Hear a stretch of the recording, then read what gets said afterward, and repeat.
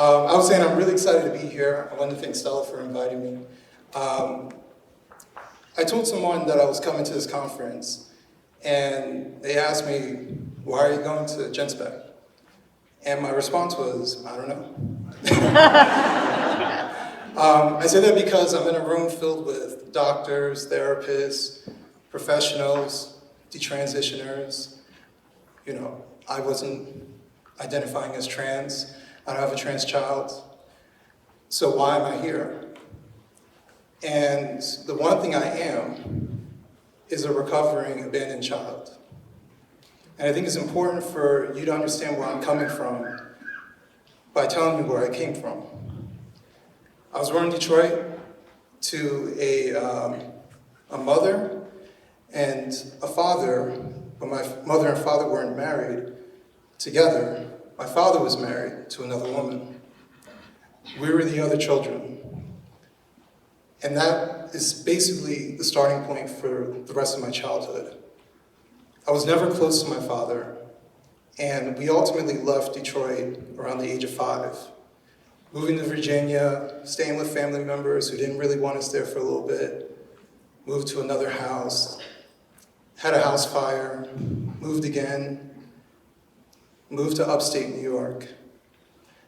In a span of about 1.5 years, 2 years, I lived in 3 states.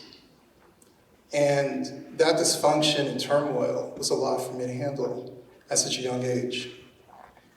Meanwhile, my father was nowhere really to be found. Once we left Detroit, I rarely saw him throughout the rest of my life. But that impacted me a lot. We made it to upstate New York. I'm staying with another family member who doesn't want us there. And I still remember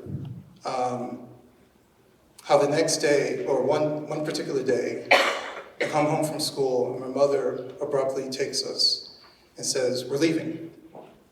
And the reason why is because the night before, I had left my room and this family member had yelled at me for leaving the room, and I peed myself because I was scared of him. And she wasn't gonna have her son be in an environment that was hostile. But we didn't have a place to go. So we went to a hotel. We stayed in that hotel for about a couple months. My mother ran into a woman who offered a room in her trailer. So myself, my mother, and my sister stayed in a 1-bedroom and a trailer. And we were there for about a month or so. My mother finally had enough money, got an apartment, she had a job, and it seemed like we were doing okay, but I wasn't doing okay. My sister reminds me, because she's 4 years older than me, my sister reminds me how she came into the kitchen, I was more like in the dining area, and I was underneath the table in a fetal position, screaming, holding my head. They didn't know what was wrong with me or what to do. I told my mother that I wanted to die. And when she asked how, I told her that I want to get underneath my bed and wait for it to fall on me. That was how childlike my mind was. I didn't want to die, I was in anguish. I didn't know how to express myself at such an age. Within that week, I remember going on a drive in upstate New York. If anyone has ever been to upstate New York, there's a bunch of trees. And then you end up at this building that I'd never been to before. And we walk in with my mother, and she hands me off to some people. And it took me about an hour to realize where I was. I was being admitted into a mental hospital. And not only was I suffering from abandonment, but now I was really abandoned. I was being left behind. Now, my mother loves me. She loved me then. But she listened to what the experts said. And the experts said, take this young boy who's suffering from abandonment and put him in an area where he knows no one and leave him behind, because that'll fix him.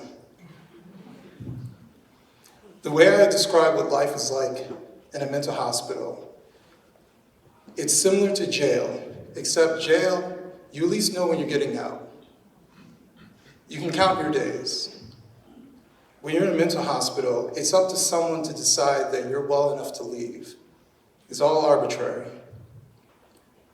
So when you're that young, I was about 8 years old. When you're that young, every day feels like a month, a year. Every day drags by, wondering if this is the day that I get to leave. My mother would come and visit me, and as a kid I'm thinking, is today I get to leave? No. She would have to tell the little boy, no, you're not going home today. I'm sorry. I'm just here to see you. My mother had no control at that point. I've been handed off. While I was writing my book, The Children We Left Behind, it sparked an opportunity to have conversations with my mother and my sister. Like I said, my sister was 4 years older than me. And it was the first time that I understood my mother's perspective at that time. My mother's perspective was, after she came to see her little boy who's trapped in this facility, she got in the car with my sister and she cried the entire drive home. My mother was heartbroken. I would be too. I was subsequently in there for 3 months. 3 long months. I didn't get better, I just learned to hide it better. I listened to everything they told me to do. I didn't fight them. I was a model kid. All I knew was to shut the hell up and listen to what they say. One thing I never talked about with my mother until I wrote about it in the book, which she probably got to it at this point, but I never talked to her directly. You know, when you're in a facility like that, you're unprotected. You know, they have orderlies, I guess you would call them, but you're still unprotected. Like I said, you're sort of in jail at that point. I was stuck in a room that's probably half the size of this room, and I couldn't go anywhere because it was a locked facility, and that was it. And we had beds off to the side, and we slept in that room.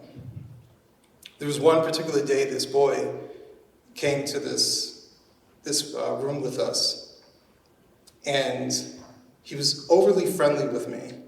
And I wasn't trying to be friendly with anybody. I was trying to get out of there. The next night, as we're going to bed, he's calling my name, and he's trying to sneak into my bed. He gets into my bed, and thank the Lord, because the lights flick on, and the orderly saw him, yelled at him, and I pretended to be asleep, and took him out and never saw him again. But that's how close I was to potentially being sexually traumatized while in that facility. So, why do I bring that up? Because even my mother admits that after I got out, I was different.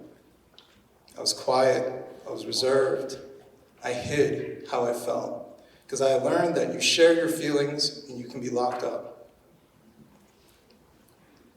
So that's how I live the rest of my life, suffering in silence. I learned to suffer on my own. And I struggled because I couldn't tell anybody. And sometimes when you do tell people, they don't take it serious enough. They don't care enough.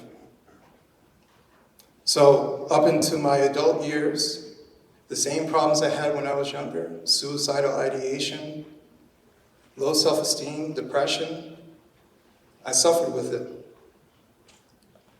And honestly, it wasn't until 8 years ago that I really started to put my life together. I'm 41. Mind you, I had a child at the age of 21. So I had to learn how to become a man while also raising a boy to become a man, while not having a man to teach me how to do so.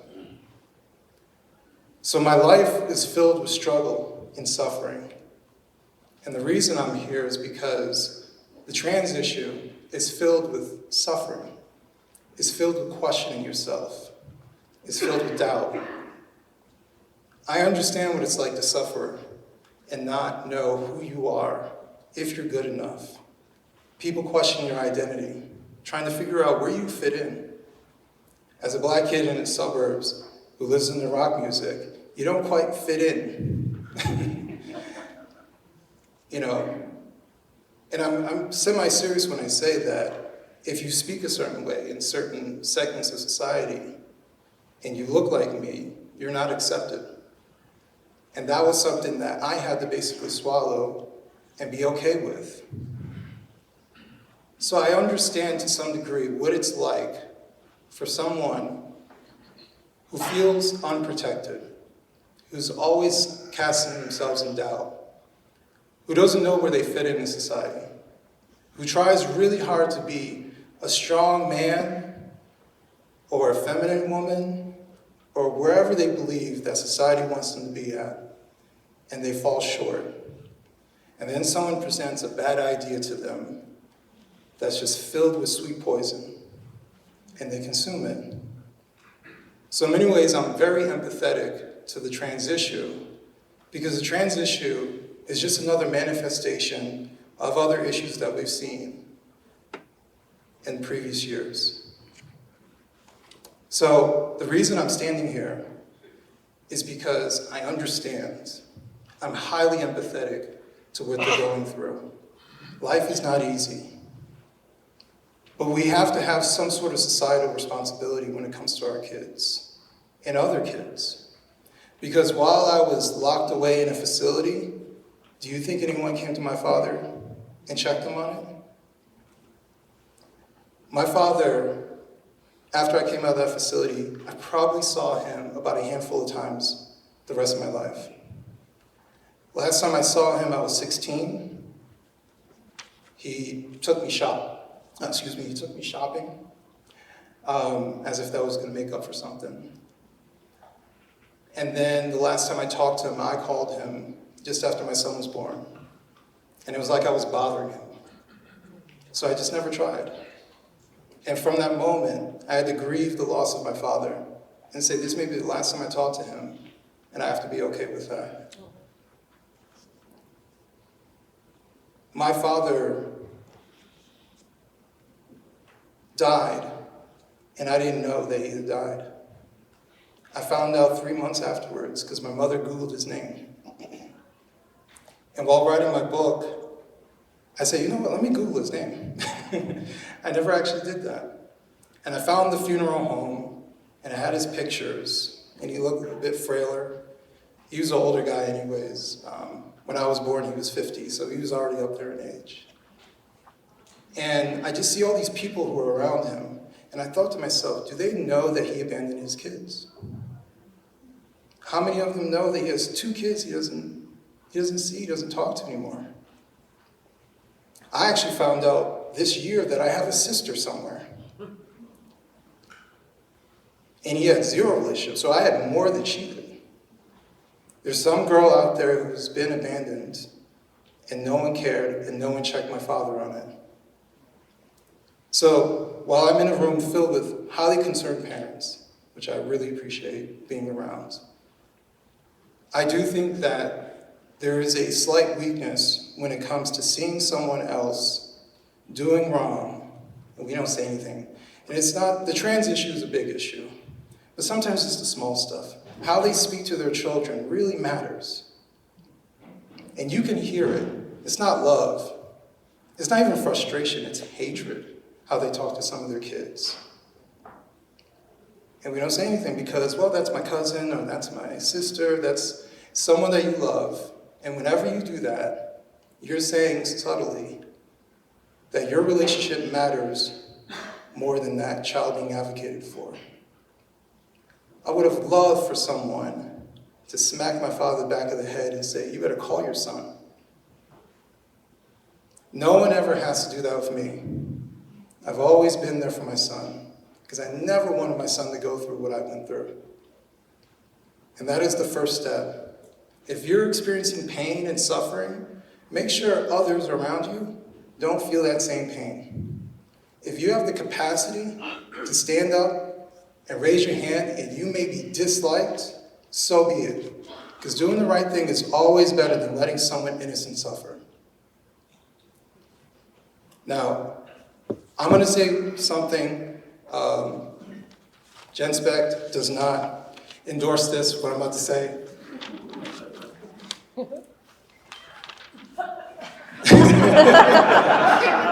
It's not that bad. I'm sorry for the disclaimer. With this transgender issue, we've all had someone come up to us and say something, and in the pit of our stomach, we know something is wrong with this. We've had someone come up and try to intellectualize mutilation. Someone's tried to rationalize degeneracy. Make sure that you understand it's okay for your child or this child or someone else's child to experience pain because they have some study that came from some biased institution. But deep down inside you, you know something is wrong. There's an alarm ringing inside of you. That alarm is your spirit. It is your soul reacting to evil. What they're telling you to do is to buy into something that is demonic. And I'm not saying that every person who utters these words is a demon or anything like that. What I'm saying is the essence of it, what we're facing is demonic.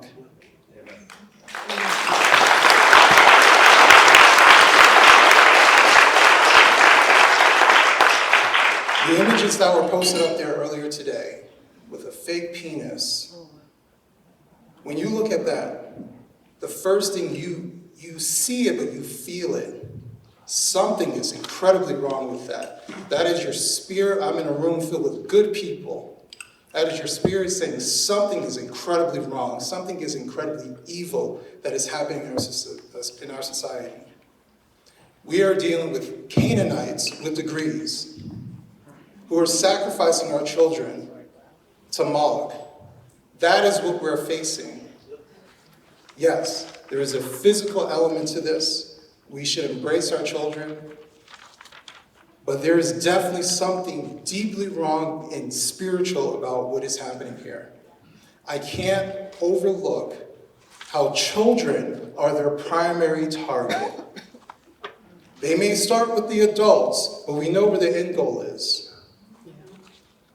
There is something about going after children that they want. And the reason being is, evil can't create anything. Evil can only corrupt and destroy. What you saw in those images was corruption of the body. It took an innocent child, and God has a special place for children. It took an innocent child with nothing wrong with it and corrupted it.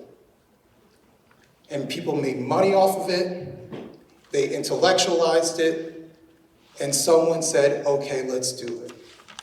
Entire institutions run off of demonic greed, co-sign this. And when that child is left suffering, they say, well, come back again and we'll keep seeing you forever and ever. And they don't even care that this child suffers forever. They know what they're doing. They know this is experimentation. And that is the nicest word I can use.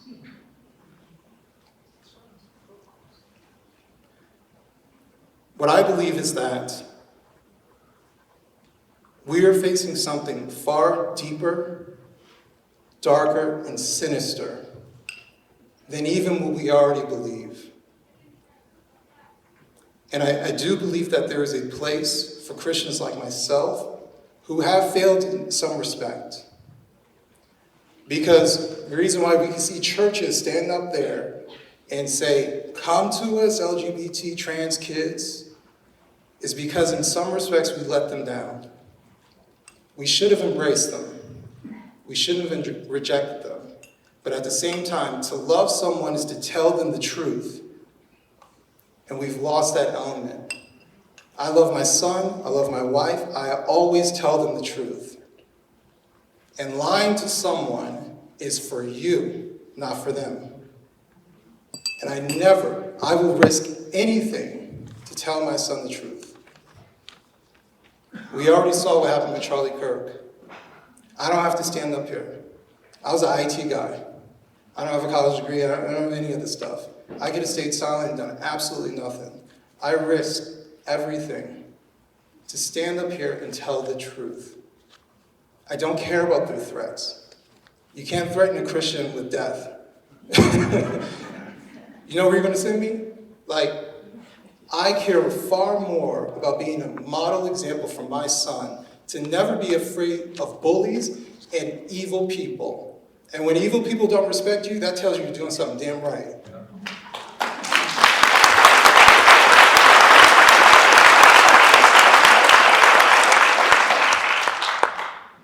If we're going to move forward, we have to understand that you're going to be hated.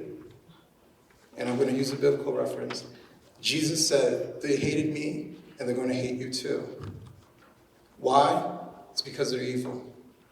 Evil always comes for us, but good always wins in the end.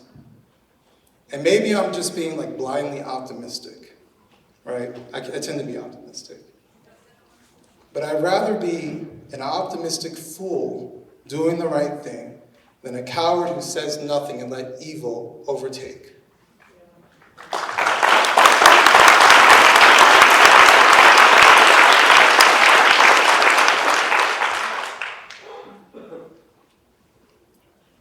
When the Pharisees came after Jesus because he was hanging out with prostitutes and tax collectors, he said, "It is not the healthy who need a doctor, it is the sick." There's a sickness in our society. We're dying to get healthy. We have to root out the cancer. There's an evil cancer going throughout our society, and we're all in here for a reason. We all feel it, we see it, and we're here to treat it. I'm in a room filled with doctors and therapists. You guys are doing your part, and I'm incredibly proud of you. None of you should take what you're doing lightly, and you should be incredibly proud that you got up and came all the way to Albuquerque to do something about it, to talk with people, and to not be afraid. And last thing I'll say is, the fear is always greater than the reality. What they did to Charlie Kirk was to instill fear, to have you shut the hell up. But the reality is there are far more who are stronger than the weak-ass person who pulled that trigger. And all they're doing is making him a martyr, so other people say, you know what, I'm not taking this, and I'm finally going to stand up. If they're going to walk around here with guns, then you know what, I'm going to stand up because they can't shoot us all. That's how I feel. I'm willing to die for my son's future. I'm willing to die for my son's safety. Nothing matters more than the safety and prosperity of our children. This is not a political issue. This is a right and wrong issue. I don't care what party you're from. I don't care what your political beliefs are. I don't care what your religion is. I care that you're in this room and you're in here together to fight for what is right.